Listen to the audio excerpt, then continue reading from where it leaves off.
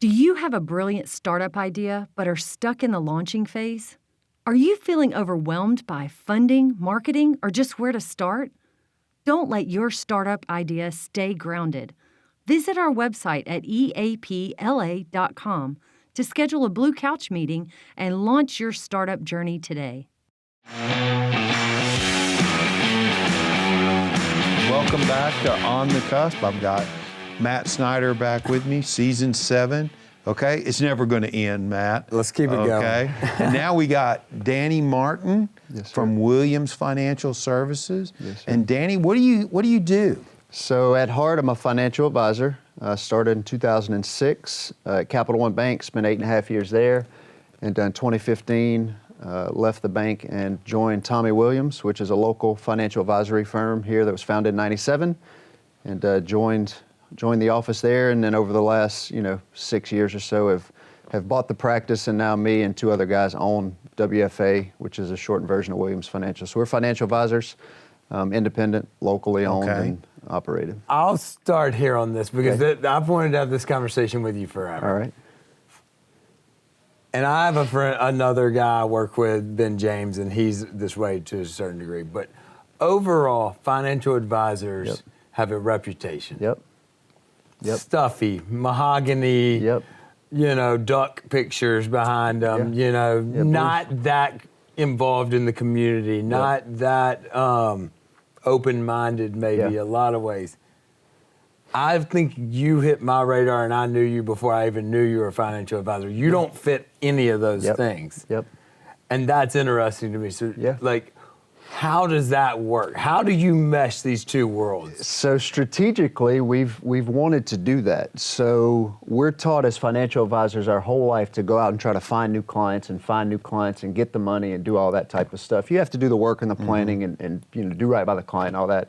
But from a marketing standpoint and a referral standpoint, you ask for referrals and you have events to get clients. Right. We have focused on what's called client primacy our entire career, Chase and I especially, meaning take really good care of your clients and they will eventually 5, 10, 20 years later feel really comfortable to refer you clients. And then we do what's called chance encounters, which means I'm going to dress like I want to dress, how I feel comfortable. And I'm here and we meet in the same location. It's a chance encounter. We're in the same place. We have an instant connection. It's not me faking it. I wore a suit for 10 years because that's what I was taught. Right, yeah. And then you get to a certain point where it's like, look, I just need to go sit in Highland in this old pink house and just do the work.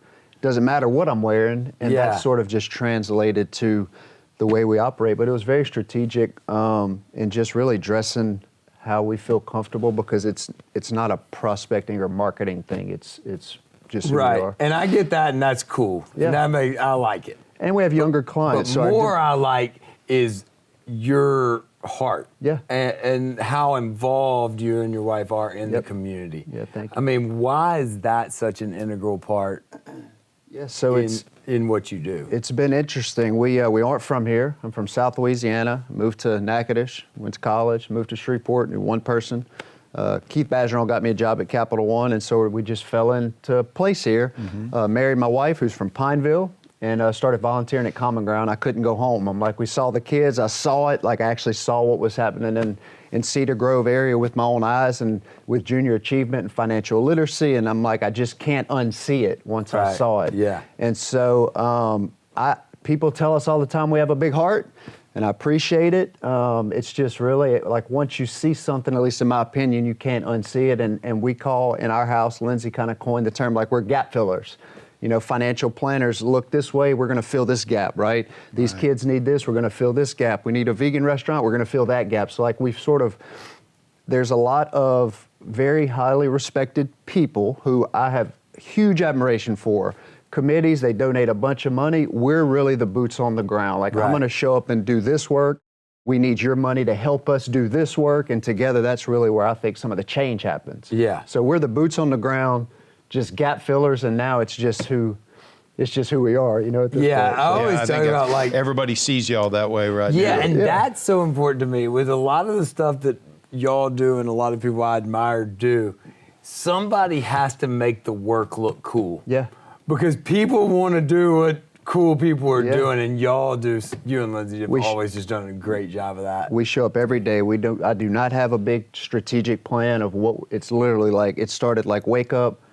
Do these children have food? Is there anybody that needs a ride? Do they do their homework? Wake up the next day, do it again, and then eventually it's part of what your routine is. So it's just a daily habit, you know. And you attract cool, good-hearted people too. We've One got- of my favorite guys in town is Brandon Wilson. Man, he's my guy. I man. mean, I love him, and Trent Wyrick loves him, and it's like good people find good people, Yeah. and dude, like I love y'all's relationship too, man. Yeah, man. So it's been fun. So Brandon actually, my wife owned Well Fed restaurant for 10 years, shut it down on March the 2nd, I guess a couple of months ago, and just for personal reasons, nothing to do with Shreveport, you know, just 10 years is a good run. But I actually met Brandon through the restaurant. We have the house next door as our WFA second location. We call it the Pink House. So we just out there eating nachos, and, you know, to me, he was like the first NFL guy I'd ever I was so cool, man. Like, what's up, man? Hey, and he left. I was like, dude, Dad, you got the NFL. This is 3 years ago, and I very simply said, hey, man, I'm gonna come to Cincy and watch you play. He's like, yeah, do it. Most people don't, and so, man, I got on there, I booked the ticket, went to Cincy, flew out. He got injured first play of the second half, and I was the only one. Man, I was like crying. Had his jersey on. I was like, it went from fan I remember that. to like dad, and I was like, oh, these dudes are real. Like, this is not just some celebrity, you know, football guy. This is like, he's got Jade and he's got, you know, Naomi, he's got his babies. Like, what is he going to do for the rest of his career? Just like all flooded over me sitting in Cincy. And that's where I was like, man, we've got to become, like, now we're friends. And, you know, hopefully he wants to get into the business. At the time of this recording, he's studying for a securities license. Dude, I love it. We've been affiliated with the NFL. So it's tell us about the affiliation with the NFL. Yeah, so that's how you're doing that. That's sort of fun. So my business partner's name is Chase Crump. He's been in the business about as long as I have, 18 years. And about 3 years ago, we were telling this story. I had just met Brandon, and in our marketing call, we decided it'd be fun to work with athletes. There's 14 guys at that moment in the NFL. You know, Chase's neighbor is Greedy Williams. We have some relationships with other guys, but we're like, that'd be fun, just a pipe dream. It's not our target. Like, we don't ever have to get an athlete. And so the marketing lady goes, well, there's this designation with the NFL. Why don't we just apply for it? So that was like the first step. So it was one of those things where you just open the door, and 2.5 years later, the NFLPA has approved Chase and our firm as one of 105 advisors affiliated with the NFL, which means the agents can refer their players to a licensed advisor. Now, the player can choose whoever they want, but for us as a local business who's been around since '97, really what it did was give us a stamp of approval from a third party that says, man, 2.5 years of due diligence and y'all are doing it the right way, we will approve y'all. So the NFL thing's fun. We think we can change the culture of the financial advisor services industry. Like, they all look like me. Yeah. All advisors, we want to change that. And so it just gives us an insight to some of these players and what they need. But for us, really, it was the stamp of approval. Dude, if you had Brandon on the staff, we're trying, let's man. go. Oh, and maybe by the time this drops, you know, you take B and you take, and then we have another really good friend of ours, Rashad Johnson, who was the KSLA sports guy for 10 years. Yeah, oh, what a nice guy He does the It's is. All Love sweatshirts, light work experience. Actually, B and Rashad are both looking to come on. So I don't know when this happens. I don't know when it's announced. I don't know when this Y'all drops. be the nicest financial firm in America. It's going to be awesome. But it's collectively, if you take our experience and their background and their relationships and Brandon's knowledge of the players and then Chase's knowledge of the industry and put all that together, it's really a cool, you know, it's a big win, in my opinion, for us. It's fun. But and for put Shreveport on the map. Shreveport, we're the only ones in Louisiana. So, like, Louisiana, you know, is dead last, right, and everything. This is like a win for Shreveport. And if we had a building, it would be known, but we just don't have that. And so, you know, we're financial advisors, so we don't. Yeah, you don't need a great big building. You got a pink house. We can do something with that. I mean, I like that. The pink house is the spot. Okay, so let's talk about what we have going from a business standpoint, from a lifestyle standpoint. What's going well in our area? Man, I think first thing, if you go to any other city, you can get anywhere in this town in 10 or 15 minutes. Yep. The traffic there is none, right? Right. So, like, I moved here from D.C., man, okay? Don't people tell me traffic? I go, what are you talking about? You don't know traffic. I'll be there in 15 minutes. Right? That's right. So that's number one. Traffic. The number two, I think we have a group of our age, so 30 to 50. You know, it used to be 25 to 35. I keep moving it back. Yeah, you got the Lindsay Nations. Well, you left me out, but that's okay. All right. You're in okay. heart, Dave. You got the Lindsay Nations and the Rodrigos and the Gabriels and, you know, everybody in town Right. that have sort of put their blood, sweat, and tears into this town Right. to do some really cool stuff, and it's worked. And all of those entrepreneurs have worked together collectively to support each other. So I think the support is where it needs to be for a local business to work. Right. I do think that over the last 5 years that there has been a little bit of sort of copycat pop up where it's not Right. as much supportive as it was at the farmer's market 5 years ago, Yeah. which is great. I love new businesses pop up and they sort of want to duplicate what someone else successfully Right. has done. But I think the collaboration between, you know, just you and I or just anybody sitting in town, I think that's been a strong suit. Me too. I think I've got. There was that group you just mentioned, in all our age, Yeah. especially that started a lot, there was a real sense of wanting each other to succeed. Man, and- like not fake, like we really want each And other. anybody could have just moved anywhere and done what they did here, Yeah, and could still right. move anywhere. You Yep. know, it's so the fact that it's here.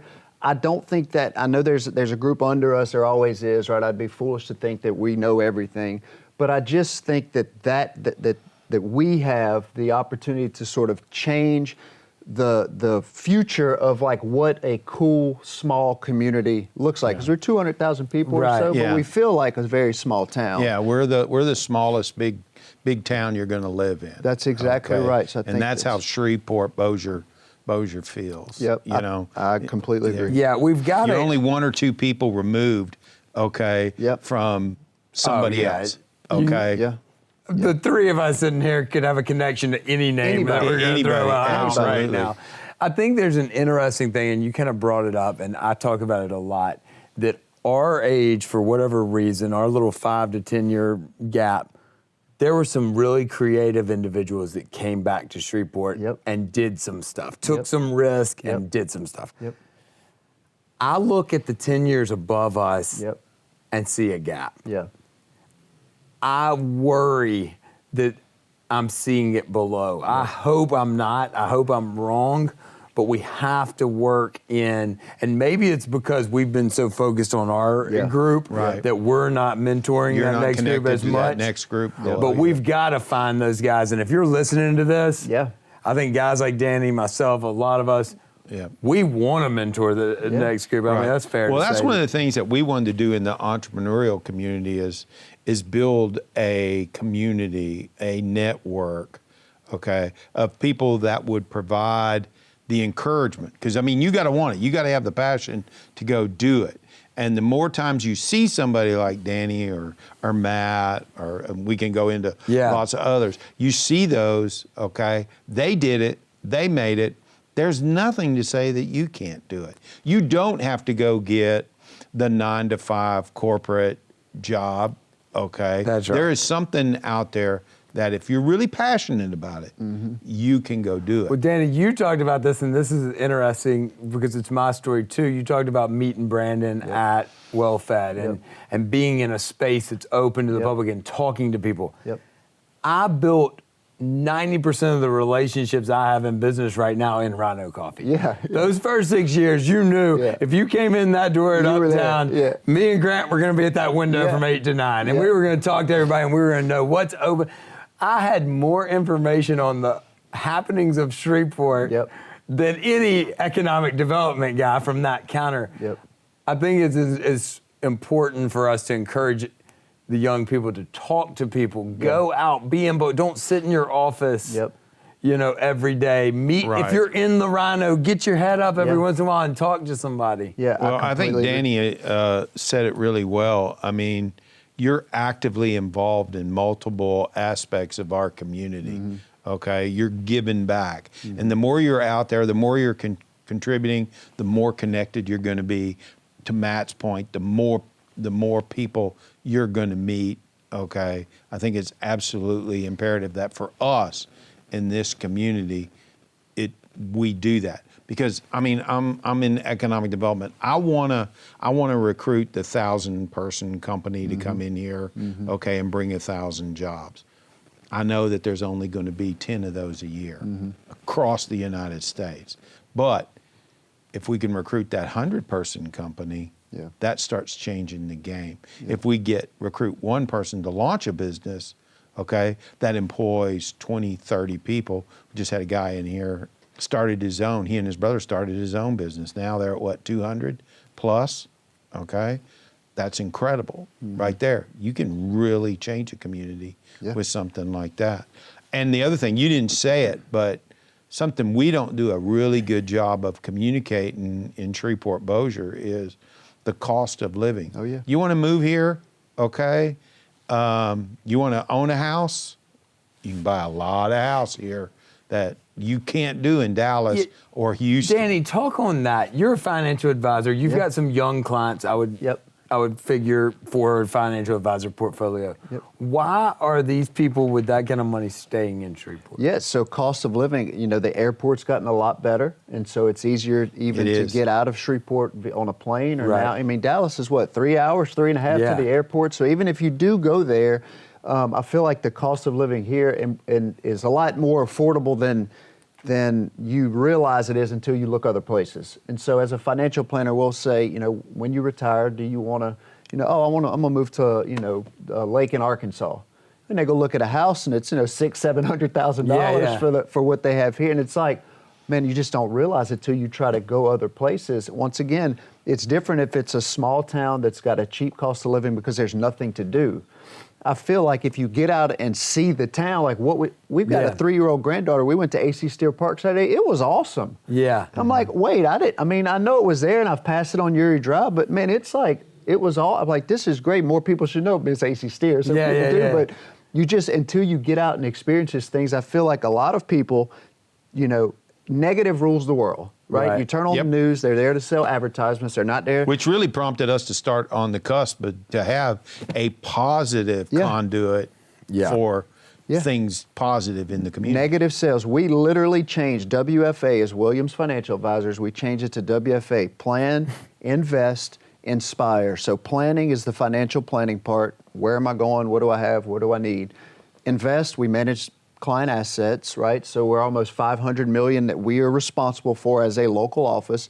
The inspire part's the fun part. Like it's what we do to you. You're not a client, but maybe if you see us volunteering or see us redoing a house or see us dressing like this that we've inspired, maybe it's not a 1,000-person company. I think in 10 years, there's going to be a 10-year-old that we inspire to create 1,000. It's a much longer journey for me, at least in my mind. With a higher rate of return. Correct. If we can do it to more people. You have to look at it that way. Somebody that starts a business here that grows it to 1,000-person business, they're going to stay here. They're not going to move. Correct. All right? They'll always have that. Okay, I want to go down one lane. Okay, go ahead. It's important to me. I know it's important to you, and we're going to talk about it, and they can decide if it stays there or not. There's a racial division in this city that I have felt grow at times in my life and get better at times in my life. It's important to me to fight against that, and I know it's important to you. How do we make waves in that? Man, so that's a deep question, and I don't have all the answers. So we've done our part, I guess, to try to figure it out. Lindsay and I have 5 adopted boys. They were 14, 15, and 16 when they moved into our homes in 2017. So in 2015 and 16, we started 2 businesses and had 5. We don't have any kids of our own. We had a big house, and we were like, oh, we'll never use it. 2 businesses and 5 kids in 2 years. And so what that did is not to say, look at us, everybody has to bring 5 kids. We've been able to see the other side of like what children need, and not just children like children, teenagers. There's a lot of crime going on. In my mind, I think there's places that we can just show up and go talk and meet people, actually boots on the ground in the community, and that itself would lead to simply getting a phone number for one child, and just your responsibility is to text them and say, hey, you got food today? Hey, you need a ride to school? Hey, you don't have to move them in. It's just, I think there's a way for us to bridge the gap one-on-one to everybody in the community, but everybody, in my opinion, wants someone else to do it, and we just want to sit around and talk about it, right? So I don't think, I do think the big strategy meetings and things like that are important. I think volunteering is important one-on-one. If people, in my mind, would change the reason they volunteer to help the people they're volunteering for, and not really to show people that they're there volunteering, I think it would change their heart and it would change the community. I think that's an amazing way to put it. I think so. And I think you're doing that. And I think you just keep encouraging. Now, how to change people's, hearts? There's a lot of good ones. Right. There could be a whole lot more that just don't know what to do. Right. So show up and do something. So really quickly, and I know we're running out of time, Dave. Yep. How did you start that process? How does somebody that has that heart but doesn't know how to connect with that kid or whatnot, how do you do that? So for us personally, my wife teaches yoga. She went to Common Ground, and which is over off of Southern and Cedar Grove. Yeah. Matt and Vicky Whitehead, they're the salt of the earth of Shreveport. She showed up to teach yoga and serve some meals, and I showed up to play basketball, and nobody ever picked me up. And so I just showed up to volunteer. And when I got there, it felt different for me. It was almost an escape, like, oh, I get to get on the court with these 15, 16, 17-year-olds and like rough it up. Like, I'm not serving food. For me, it was about I was with the kids, right? And so one of the boys just simply got in trouble. And Matt and Vicky called and said, hey, we need a place for him to live for just a couple days, because if he doesn't, he's got to go home, and there's a curfew, and if he gets in trouble, he goes to jail. We just need a couple days. He's going to Camp Minden. Would y'all be open? I mean, what's my excuse? Simple step. It's inconvenient. I mean, we had the money, we had the time, we had no reason to, and so we were just like, literally, my wife's in the bathtub, and she goes, I'm like, what? Tell him we'll be there tomorrow. And we just showed up to court on Monday. Judge Young signed the form over to us, full guardianship, and then he spent the night, brought a friend, brought another friend. They came back next weekend, and then it just happened. But for me, I showed up to Common Ground, and there's a bunch of places to show up, and I got in the trenches with the boys and realized, like, man, I brought them home, and the moment that I'm scared to drive down a street to drop him off, but he's okay living there, that's a problem. Yep. That's awesome. That is awesome. That's a great story. Dude. Well, keep encouraging people, man. I'm trying, man. I'm trying. No more kids, though. Four's you got the babies everywhere. You're gonna have a lot of kids fast. Thank y'all for what y'all do too, man. The entrepreneur at heart. I'm sort of just a wing it person, man. Y'all are very, I know Julie Gilley from, we do a lot with Jay and the challenge and all the Trust Your Crazy Ideas challenge. So shout out to like having this. If you're listening to this, you've not been here. It's my first time here. Yeah, this is cool. You need to show up, come and this just be a part part of it. We offer this up to anybody wants to do one, do a podcast or do something. We'll help you find a facility if this isn't a good fit for you. Y'all keep getting the word out, doing what you're doing, just do the right thing with good people. I think that's the key. I think for us to be successful in Shreveport-Bossier, you got to do it one person at a time. That's it. There is no simple, easy solution to bridge the problem that we have. But it can be done if we do it one person. When you see it as a we and an us and not a this and a they and a them, then we've solved the problem. I don't know how to fix that, but that's the problem. It needs to be a we and an us and not a they and a them. That's right. Across all aspects of everybody can win. Everybody. This community has a ton of opportunity. Yep. We need everybody winning. We've got one of our boys that graduated, Captain Shreve, who's graduating the West Point Military Academy May 25th. This was probably already aired. So whenever it airs, he was May 25th. So Jalen Caldwell, right out of Cedar Grove, is graduated. He's an officer in the Army and an engineer right there. One person at a time. Can be done. It can be done. Absolutely. So, absolutely. Thank you. Well, Dany, thank you. Thank you. This has been great. Awesome, man. Thank you all. I appreciate it. Thank you for coming.